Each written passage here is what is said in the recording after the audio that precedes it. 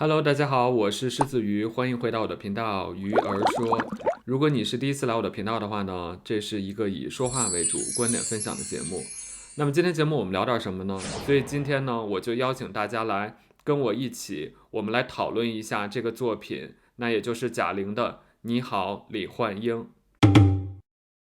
那其实这个话题呢，是源自于这个贾玲的亲身的经历了。那也就是她当时来北京上学的时候，她母亲呢是出了意外，然后呢就去世了，所以对她的这个刺激跟打击都是很大的，而且是很突然的。那贾玲呢，为了怀念她的母亲呢，才这个创作出了无论是小品还是电影。那第一点呢，我觉得是相对比较好讨论的，那也就是从艺术创作的角度，我们可以看到这个小品也好，还是电影也好，它呢都是这个喜剧的外壳，悲剧的内核。为什么说这样的故事更容易打动人呢？因为它会有落差呀，就是说你明明刚刚还笑着呢，然后笑着笑着就哭了，那这种哭、这种痛、这种难过是更能直击你的人心的，会对你有产生更大的一种共鸣的，或者你会有一种更大的共情，就是因为这种落差。一提到这种创作手法，说到电影呢，我第一个想到的就是这个星爷的《大话西游》。那悲剧的部分呢，我就用一个简单的一个电影画面吧。我印象中最让我觉得悲情，或者是印象最深刻的，那也就是最后由朱茵扮演的这个紫霞仙子被牛魔王误杀之后，那个要离别分开的那个画面。那如果你要问我电视剧有没有这样类似的这种创作手法，就是用这个喜剧的外壳去包装一个悲剧的内核呢？那也是有，我相信也有很多。但是这个映入我脑海的第一个作品呢，就是我小时候看的一个特别著名的电视剧《春光灿烂猪八戒》。你刚觉得还挺好的，挺幸福的吧？结果这编剧真挺狠的，就是写到最后说这个世界上有第四个泉眼，就是小龙女的眼睛。小龙女呢也是为了这个东海的众生吧，然后呢献出了自己的这个年轻的生命，然后化作了泉眼。那在我们正式讨论之前呢，我想先温馨提示一下，就是这个话题其实是涉及到亲情和母亲的，所以呢，无论是我接下来给你准备的一些素材，还是我输出的一些观点，可能会比较的触动人，就是哭点会比较多。所以，如果你没有准备好，或者你只是想乐呵乐呵、娱乐搞笑的那种呢，那我建议你就把视频关掉，就不要往下看了。那么我要讨论的第二个点呢，就要回归到这个故事本身了，或者是要回归到贾玲的亲身经历，就是她当时呢刚去北京上大学，刚刚这个感觉生活要好起来，要有希望了的时候，接到了她母亲这个意外去世的这个消息，那这种打击那肯定是巨大的。人没了，我就始终不相信。我我走到殡仪馆的门口，我看着贾丹扶着柱子跑出来跟我说贾丹，你赶紧过来看妈妈最后一眼。他到殡仪馆了，我还觉得不可能，没有的。接受不了，太突然了，真太突然了，而且是体现出来了我刚刚提过的，就是这种无力感。那这个无力感，其实，在上一期我聊华晨宇的时候呢，也有聊到这一点，就是说，如果我们只是一个平民老百姓，你有很多事情做不到，影响不到别人，传达不了这种价值，以你认为的那个程度和方式的话，你会觉得说相对的可以接受，因为我就是一个普通人。但是他呢，已经是这么有流量的，或者是受到这么多人追捧的，可能在某些事情上面呢。他希望的那个世界是那个样子，但是就是会存在一些人跟事情是让你看了会很难过的，或者是你确实不认同，会挑战你的底线的。那当你本身有足够影响力，但是现实又告诉你有些事情你无能为力的时候，那种无力感是特别能击垮一个人的信心的。那应用到贾玲这儿呢，就这种无力感是这个老天爷给她的，不是这个别人骂了她或者抨击她什么的。然后这种无力感呢，你还会引申出来一种遗憾感，一种宿命感，就是人的命运啊，真的是不由己。而且我记得我好像在聊这个许晴的时候，也有聊到这个命运，聊到挫折，就是有时候命运来的时候呢，你躲也躲不掉的，你只能去接受，无论好坏，就有点像这个打牌似的，你决定不了你抽到的是什么牌。我们人为的，你说我努力，我这个认真学习、认真工作，你就能改变的。那这个人生真的有的时候比电影、电视剧还要精彩，就是悲喜剧，就是悲喜剧交织在一起的，你永远预测不到的，而且也容不得你有拒绝的这个可能性，你只能接受。而且呢，之前我也有提到说，这个电影现在票房呢特别好，一直在打破这历史的记录哈，现在累计票房已经突破了50亿。但是呢，我想表达一点，就是这种，尤其对于贾玲本身来讲，就是你知道吗？你的这个票房越成功，当然她很愿意看到啊，很希望得到大家的喜爱，这个毋庸置疑。但是另外一方面，你这个票房越好越成功，你就会越觉得有那种无力感跟宿命感。什么意思呢？就是现在呢，贾玲的名利都有了。当然，我相信她拍这个电影是出自于这个对母亲的怀念和一种亲情的输出，并不是说完全是挣钱去的。但是确实是挣到钱了。可是呢，钱这事儿吧，其实我们在之前的视频里面已经讨论过了，钱可以买到什么，买不到什么。那么顺着这个逻辑来讲呢，钱还买不到的下一个东西是什么呢？可能是时间。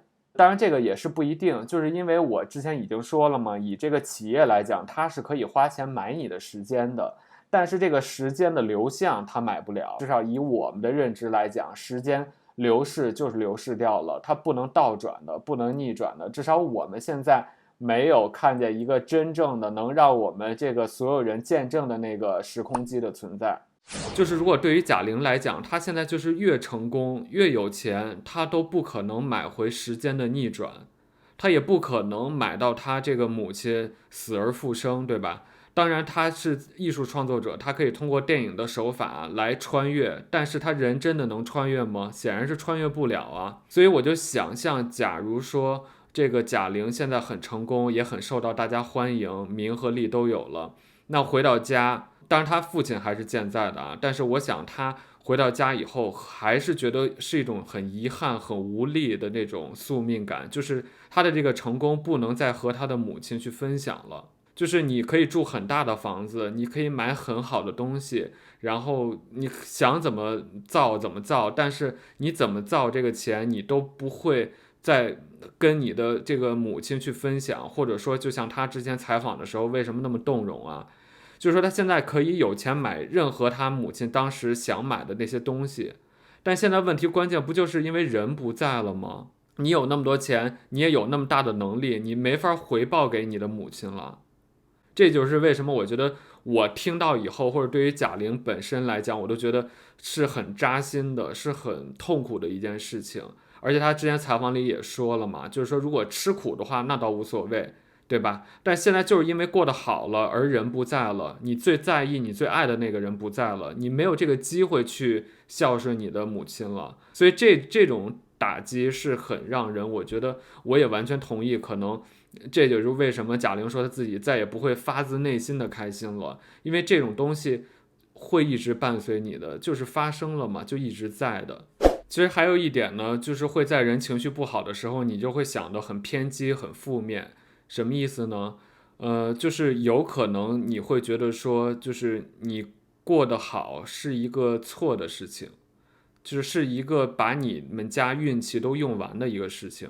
就是说，无论是贾玲还是任何我们普通人，可能都会在情绪不好的时候有这种想法，就是说，你就会觉得，哎，你看我现在的成功是不对的，我现在的这种运气好，撞大运是不对的，因为我把我家人的这个好运气用没了。或者说有些人我们都知道，就是说这种白发人送黑发人的这种痛苦，真的是难以去形容的。尤其是那种，其实我们就听过这种，就是家里的这个，无论是爷爷还是奶奶，活得特别大岁数，但是他的儿子、女儿们都去世了，这个老大爷、老奶奶还活着。然后呢，就会去想说，要不就解决掉自己的生命，或者说，像去国外去做安乐死一样。我觉得也不用这么想，因为这个命运真的就是不是由你说了算的。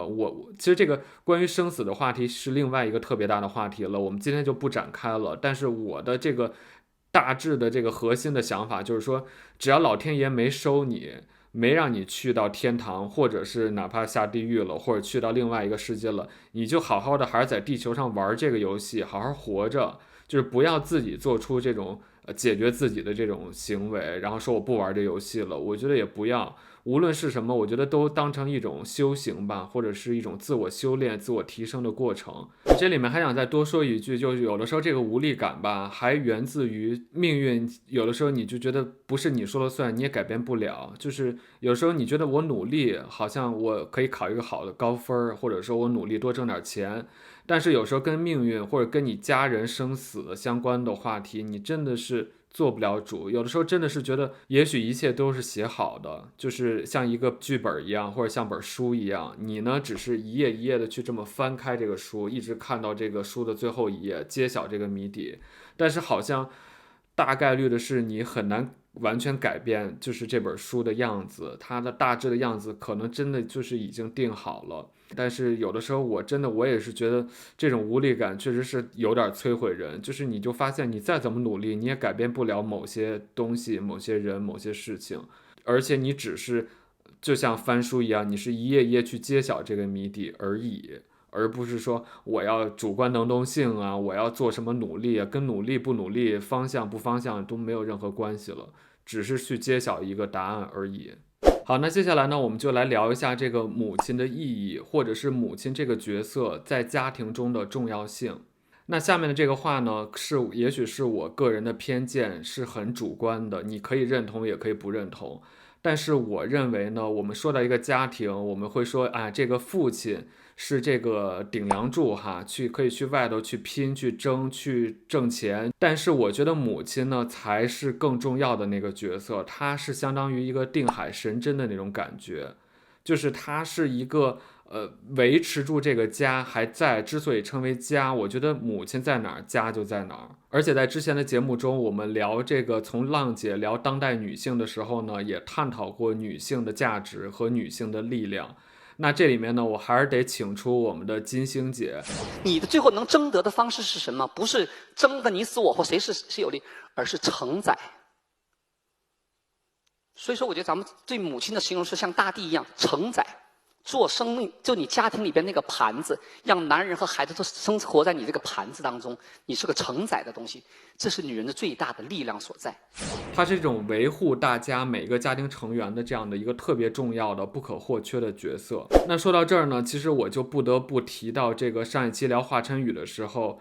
相关的这个内容呢，我就没有剪到正片里面，因为我觉得可能是太强的一个个人观点了。但这期节目聊到母亲呢，聊到这个母亲的角色、这个力量啊、重要性的时候呢，我觉得我还是得提这一点。就是当然你可以完全不认同，你可以完全的这个给我一个否定的这个反馈了，但是我确实是认为，就是说如果一个孩子，当然他如果能在双亲都在的状况下这样长大是最好的一个选项，或者说是一个比较理想的选项。但是呢，如果我们非要说要是有一个取舍的话，我觉得也许被母亲抛弃对一个孩子的打击是要超过被父亲抛弃的。这也就是为什么其实我当时在聊花花的时候，我就会觉得说他这个心理受到的创伤呢，也许更大的这个原因是来自于这儿。细节上我们都不用去追究，就是你可以有10000个理由，就是说你母亲可能是经济条件不允许，或者有一些别的选项，不是说主动想抛弃的，其实还是爱着孩子的。但是我觉得对于孩子来讲，你给的那些借口都是没有意义的，他就会觉得说我是被我母亲抛弃的，这个打击我觉得肯定超过父亲。或者说我换一个说法吧，也许很有可能的这个结果是说，如果一个母亲没有抛弃他，离婚了，然后再婚的话，那个母亲还是那个母亲。但是如果这个父亲离婚以后带着这个单亲的这个孩子，然后他在结婚成立新的家庭的时候，也许大家注意我的用词也是比较的这个委婉的，我说的是也许这个父亲就不再是原来那个父亲了，或者这个父亲对这个孩子的爱就会改变。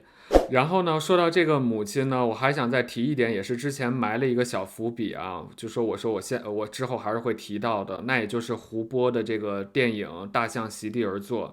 大家知道幕后的这件事情吗？大象席地而坐呢，是胡波的处女作，是他的第1部电影，也是他的最后1部电影。就是现实有的时候往往就是很残酷的，好像是说这个电影其实我看到的版本也是很长的，是3个多小时，但是据说呢这个原片呢是要4个多小时。这个其实完全跟这个市场发行方是有很大的冲突和矛盾的，因为他们就会觉得没有人会看这么长的电影。但是这个胡波呢好像真的是这个电影就是他的孩子嘛，他舍不得剪到3个多小时的这个版本，他觉得就不完整了，或者也许不是因为这件事情啊，所以大家可以去来纠正我不知道具体是因为什么事情，但是大概的感觉就是说，你艺术家的坚持跟现实的这个要求是矛盾的。那最后呢，胡波就解决不了这种矛盾，最后他把自己给解决了，就是选择这个上吊自杀了，结束了自己这么年轻的生命哈。然后呢，之前我也提到说，这个电影呢，其实在艺术层面、艺术价值上面是很让你有很多反思的，在这个奖项上面呢，也得到了很多的认可了。就是说，这个在金马奖上面，这个电影呢是先后获得了最佳改编剧本和最后的那个大奖，也就是最佳剧情长片。第55届金马奖最佳改编剧本得奖的是胡波。第55届金马奖最佳剧情长片得奖的是，我真的很想抱抱这位母亲，大象席地而坐。但是其实让人比较动容的一点是，因为胡波已经不在了，这2个奖呢都是先后是由他的母亲带领的。那他这个母亲呢，我们也可以看到，他在这个颁奖典礼上面，其实可以看出他母亲是一个特别善良、特别淳朴、特别朴实的一个母亲。我是胡波的妈妈，我代表胡波，谢谢评委，谢谢观众，谢谢大家。我很激动。我再次感谢评委，感谢观众，没有话说了，我不说。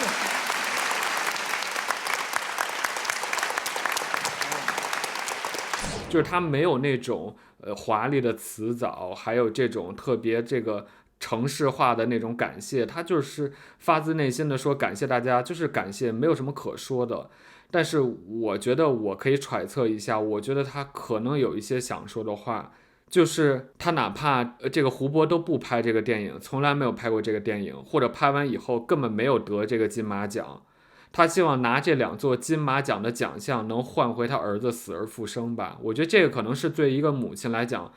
更有意义的，或者更有价值的一件事情。你说给他颁多大奖，给他多高的艺术肯定认可，我觉得对于一个母亲来讲是一点都不重要的，因为他希望他的孩子活下来，他希望他的孩子平安健康，这个才是一个当母亲，我觉得是任何母亲都希望看到的。其实这话我聊华晨宇的时候也说过，就是我对华晨宇的那个期望嘛，就是说他碌碌无为一点都好，只要平安健康幸福就很好了。所以我觉得这里面也是让我当时看到颁奖典礼的时候，这个是让我永远就估计是会印到我这个脑海里一辈子的画面，就是他母亲什么话都说不出来，除了感谢就是感谢。但是我真是觉得说感谢之外，他母亲真的希望他儿子能活过来，可以把奖都还给这个评委组，都啥奖都不要，对吧？就希望他儿子能活得好好的。所以这也是为什么我再次印证了我之前那个特别主观的、特别强的一个个人观点，就是我觉得母亲啊这种角色是不能替代的，或者母亲她的这个对一个孩子、对一个家庭的这种重要性是不可取代的。所以我在这里面呢，虽然不是母亲节，我也想特别感谢一下我自己的母亲，也感谢所有全天下的这个母亲对于孩子也好，还有对于这个家庭的无私的奉献跟付出，你们都是特别伟大的，特别值得我们所有人去尊重、去尊敬的。好，那接下来这个点呢，就要还是回归到这个对于贾玲本身来讲，我之前也埋了一个伏笔，说这个当然他在采访里也说了嘛，就是说这个虽然这个伤疤母亲的离世这种突然对他打击很大，这个伤疤是很难愈合的，是很难结痂的，是不会因为这个拍了电影或者拍了小品就会跟那个过去的经历和解的。但是呢，其实像他自己说的，他用了这个词叫淡化，会淡化这种不好经历对自己的影响。但我想用另外一个词，我觉得可能更合适，叫脱敏，就是说你不会那么敏感的。比如说，如果我们一直不提你的一些不好的经历，你不去面对，你一直埋藏到心底的话，你首先不会忘了它，不会因为你不提，你就会觉得没发生过这件事情，你不会的。而且不好的一个结果是说，就是因为你老不提，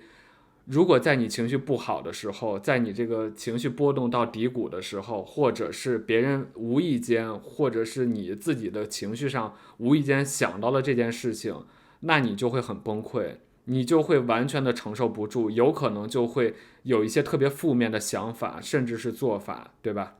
但是呢，如果无论是你，就是我们平常普通人去跟大家去交流一些你的不好的经历，或者是像他这样去拍了小品、拍了电影，虽然创作的过程呢也是很痛苦的，因为相当于你那个伤口虽然没有愈合，但你现在还要扒开来，再回顾那个跟母亲相处的这个时间经历，然后放大出来给观众看，也是这个创作是很扎心的、很折磨人的。但是呢，这样的这种反复的这种去跟过去不好的经历去触碰呢，你对自己来讲是一个脱敏的过程，就是你不会再那么敏感了，你就会觉得说啊，这事儿我是可以聊的，甚至是我是可以这样平心静气的来跟你阐述一个我个人其实特别不好的经历。其实对于所有人来讲，可能都会有那种感受，就是我不愿意谈，但是其实我也可以谈，而且我还可以挺平静的谈这件事情。所以我觉得这个可能我不想说是一个对自己的治愈，因为确实我能理解这种痛苦、这种经历是很难治愈的，就是这个伤口是很难愈合的。但是在你说、在你分享、在你用这种艺术的表达方式去创作出来的时候呢，对于自己来讲是有一点点的这种缓和，或者有一点点的这种治愈的作用，或者是脱敏的这个作用的。所以我觉得贾玲也应该不会说这个真的是会走到一个我们都不愿意看到的结果。那最后呢，其实我还是想说一点，虽然我之前说了一点点关于生死的这个话题，只是提了一句哈，但最后呢，我想这个还是谈一下吧，就是说我们人都是由生到死的这个过程，没有人会是例外的，至少我们的认知里面没有人是例外的，就是大家都是以这种新陈代谢的方式，或者是你跳出来看这个种族也是一种新陈代谢嘛，就是人只有死那个新生儿才会更有意义嘛，要不然的话这个地球的资源就不够用了，就是人会越来越多，对吧？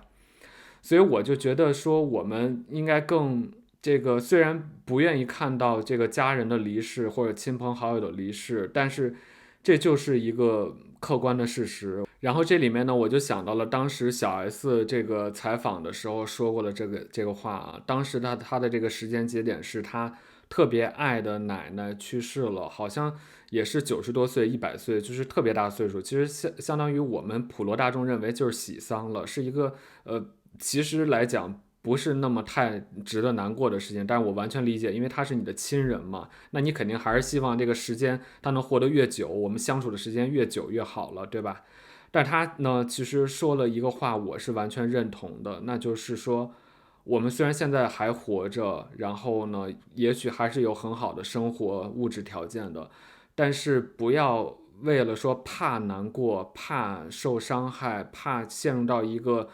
悲伤的情绪中，就假装忘掉我们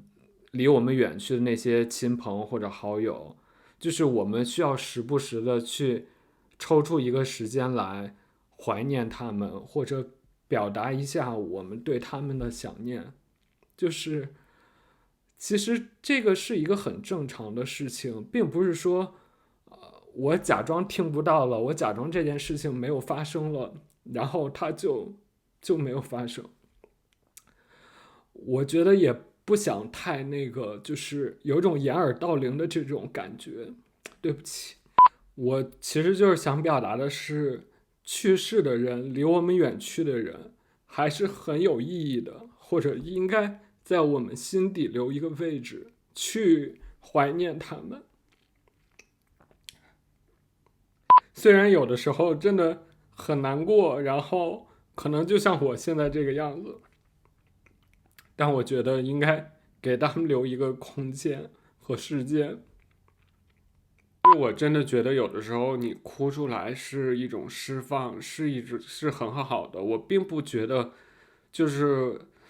人家说这个男儿有泪不轻弹啊，我就觉得有时候你哭一哭，其实真的是一种对于自我的这种感情的一种平衡，你会释放一些。因为你老憋着，就像我刚才说的，如果提都不能提的话，你是一直处于那种敏感的状态的，是很危险的。因为一旦你情绪不好的时候，就真的会左右你的思想跟行为。但是哭出来呢，真的是一个就是很好的这种感情的释放。我们都是爹娘生父母养的，就是你会有那个心里最脆弱或者最柔软的地方，你别的方面都可以假装很坚强或者假装很佛系，但是有些东西你是柔软的部分是在的。所以我才想表达说，就是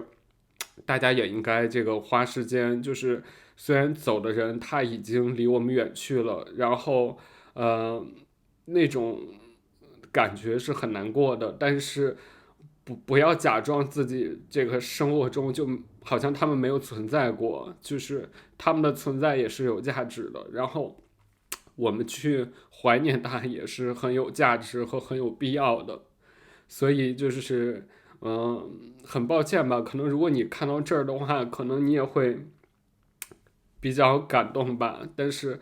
我还是觉得说，这个我们都是人，需要有一些情绪的释放的这个时间和机会。好了，我回来了，然后刚才去洗了把脸，收拾了一下，然后现在这个情绪比较平稳了。其实我并不意外我会有这样的表现，就是因为我知道这个话题是涉及到亲情的，是涉及到这个感情的，就是我内心最柔软的那个部分吧，所以我觉得我也不意外。而且我原来还想着说我应该控制一下情绪，后来我想算了，我觉得我也不需要控制这个情绪，就是真实的呈现出来，给大家就是我的这个状态了。但我想先声明一点，就是说我父母本身还健在啊，就是他们还行，挺好的。就是我提到的是我别的这个家人或者是这个朋友确实有这种生离死别的这种经历，所以就是当时也想到了他们，所以就是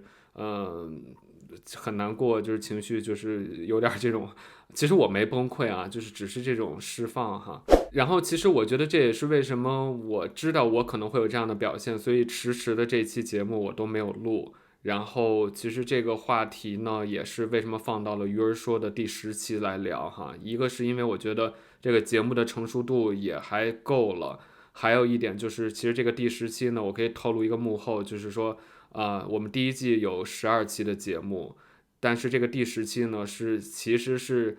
真正的核心内容或者跟我这个个人核心价值观相关的最后一期节目。然后到时候你们会看到这个11期、12期的节目内容是什么，你们就明白我的意思了。所以就是为什么我就觉得我要推迟这么久要录，然后呢要说这件事情，就是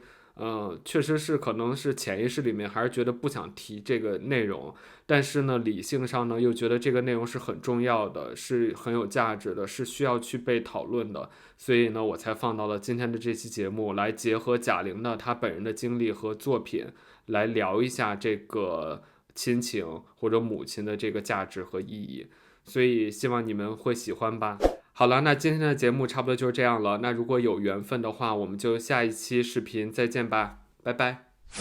当然也有例外了，我们这个2方面都给说到哈，就是也有母亲主动抛弃了自己的孩子，什么未婚先孕了，然后在厕所就把自己孩子生下来，然后还掐死，也有这种这个禽兽不如的母亲的存在，然后也有那种这个父亲是特别好的，又当爸又当妈把这孩子养大，肯定也有。而且其实动物界就有这样的这个例子，比如说我们都知道这个海马，那就是由公海马去这个孕育这个小海马的。还有像这个我们也知道这个杜鹃鸟是一个很特别的物种哈，它呢是把蛋这个产在别的鸟的那个鸟巢当中，然后就不管了，它就生了这个孩子，它就抛弃了，就不管了，对吧？还有包括这个好像是这个某一种企鹅，好像也是这样，就是由公企鹅去孵蛋的，母企鹅生完了以后呢，是去这个捕鱼，然后再回来喂的。所以我就想表达，当然我知道有很多的特例了，但是我这个主观的想法确实是我是认为母亲是更伟大的那一方，或者是母亲是对于这个家庭和孩子更重要的那一方。